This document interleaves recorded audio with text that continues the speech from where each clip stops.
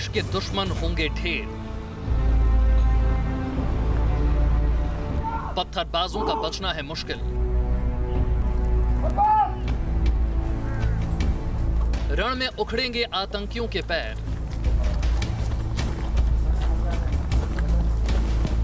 देश के ये जवान जब कदम ताल करते हैं तो दुश्मन की रूह कांप उठती है। इनकी मौजूदगी भर से ही दुश्मन को मौत का डर सताने लगता है। रण क्षेत्र कोई भी हो, इनके जहां पैर पड़ते हैं वहां दुश्मन के पैर उखड़ने तय हैं। आज हम आपको ले चलेंगे इन्हीं जांबाज जवानों के बीच। के लिए मार्च। मिलवाएंगे देश के उन शूरवीरों से जो दिन रात सर्दी गर्मी हर मौसम में देश की सुरक्षा में चौकस रहते हैं और तैयार करते हैं इस देश के लिए सुरक्षा बंधन। बताएंगे कैसे ये जवान छत्तीसगढ़ के जंगलों से लेकर जम्मू कश्मीर की रक्त रंजित घाटी तक अपनी ड्यूटी पूरी करते हैं।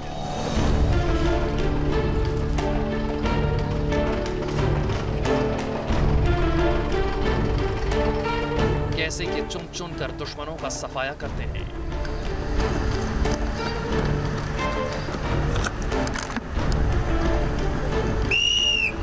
साथ ही दिखाएंगे इनकी वो कड़ी ट्रेनिंग जो एक साधारण से जवान को एक फौलाद में बदल देती है।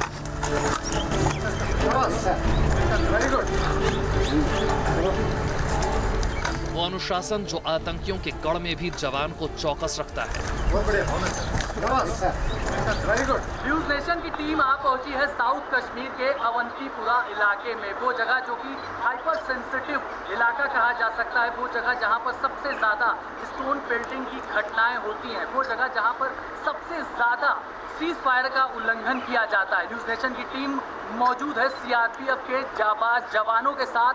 आज हम आपको दिखाएंगे कि कैसे सीआरपीएफ के जवान इस टफ टेरेन में हमारी रक्षा करते हैं, सरहद की हिफाजत करते हैं, किस तरह का इनका ट्रेनिंग सेशन होता है, कैसा इनका शेड्यूल होता है। ये तमाम चीज़ें आज आप न्यूज़ नेशन पर देखिए, किस तरह से चाहे माउंटेन वॉरफेयर हो, वाटर वॉरफेयर हो, सीआरपीएफ के जाबाज जवान सरहद पर हमारी रक्षा करते हैं, हिफाजत करते हैं।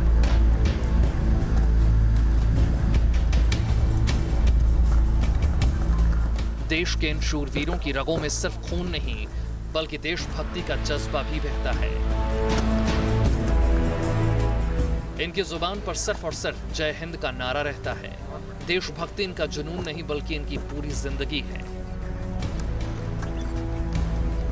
आज ये हैं तो हम हैं।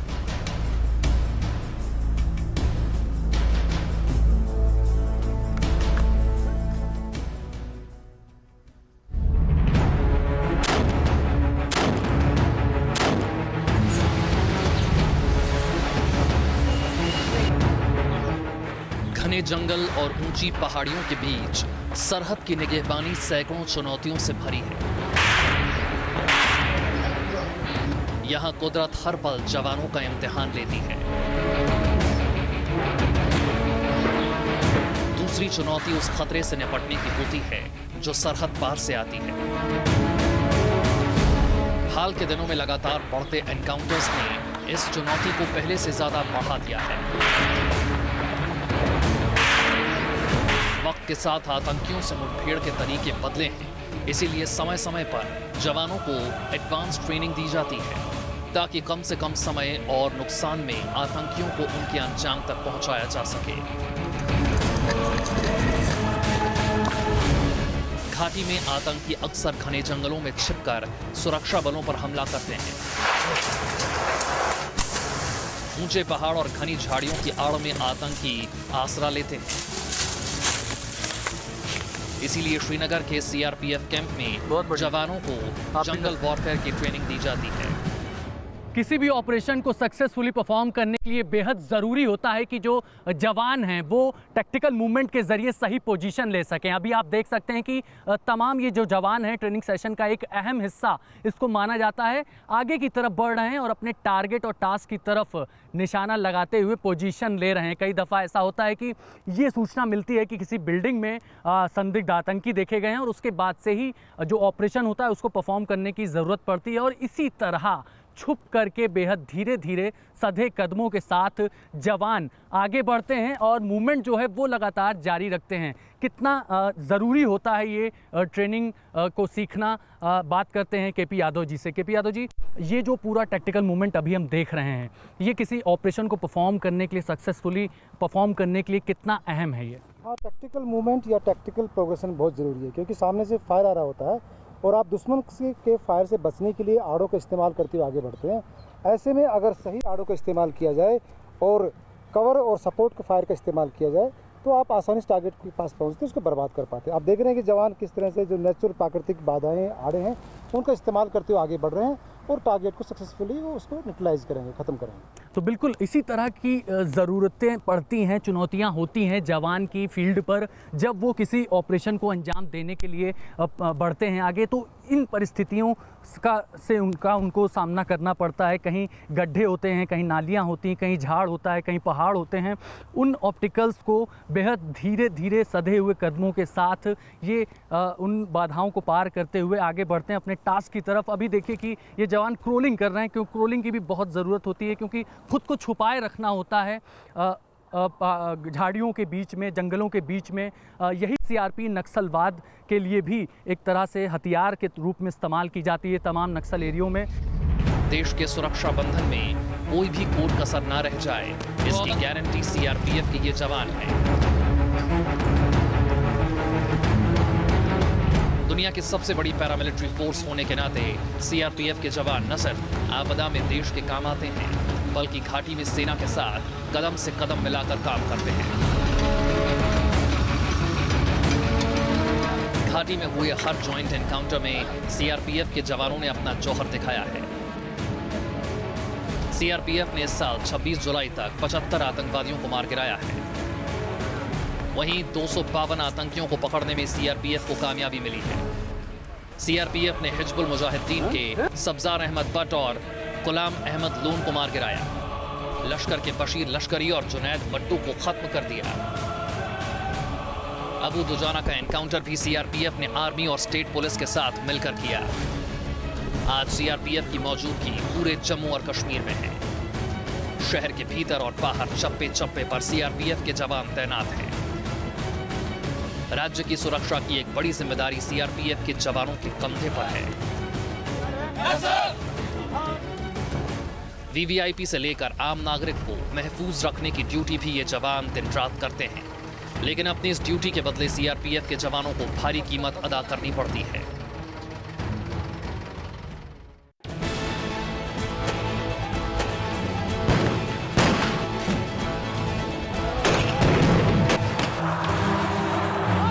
सीआरपीएफ के ये जवान घाटी में पत्थरबाजों के निशाने पर रहते हैं और फर्ज की राह पर इन जवानों को भारी कीमत भी चुकानी पड़ती है। पिछले कई सालों से ये चुपचाप पत्थर खाते आ रहे हैं। घाटी में स्पेशल ऑपरेशंस को अंजाम देने का काम आर्मी और सीआरपीएफ मिलकर करती है, लेकिन जवानों के लिए अभेद्य सुरक्षा घेरा तैयार करने की जिम्मेदारी सीआरपीएफ के कंधों पर होती है और इसीलिए पत्थरबाजों की पहली चोट भी इन्हीं जवानों को लगती है। पत्थरबाजी की ये तस्वीरें घाटी में आम हैं। एनकाउंटर के बीच भाड़े के पत्थरबाज सेना और सीआरपीएफ के जवानों को ऐसे ही निशाना बनाते हैं और इसीलिए सीआरपीएफ ने इनसे निपटने के लिए अब खास इंतजाम किए हैं। हमलावर भीड़ को कैसे खदेड़ना है, अवंतीपुरा के इस कैंप में जवानों को इसके गुर सिखाए जाते हैं।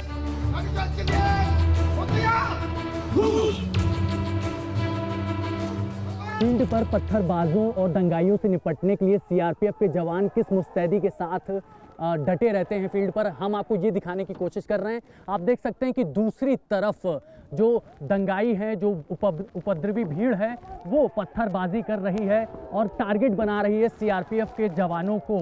देखिए किस तरह से लगातार पत्थर जो है वो सीआरपीएफ के जवानों की तरफ आ रहे हैं और इसी तरह से पत्थरबाजी की जाती है और जो सीआरपीएफ के जवान होते हैं वो खुद को बचाते हैं और दूसरी तरफ एक तरह से मुंह तोड़ जवाब देने की भी कोशिश की जाती है इनके द्वारा कि किस तरह से मुंह तोड़ जवाब देना है। कई दफ़ा टीयर गैस का भी इस्तेमाल करना पड़ता है कि अगर ये जो दंगाई भीड़ है, पत्थरबाज हैं, ये संभलते नहीं हैं इनको, तो उस समय आप देख सकते हैं कि यहाँ पर लाइव ऑपरेशन के दौरान टीयर गैस छोड़े जाते हैं कुछ इसी अंदाज में और ये सीधे जा कर के जो दंगाई है, भीड़ है, वहाँ पर गिरते हैं। और देखिए ये पीछे अब आंसू गैस के गोले जो फेंके गए हैं उसका असर देखने को मिलेगा। अभी फ़िलहाल दंगाई जो हैं वो पूरे ज़ोर शोर से सेना की तरफ, सीआरपीएफ की तरफ पत्थरबाजी कर रहे हैं। घाटी में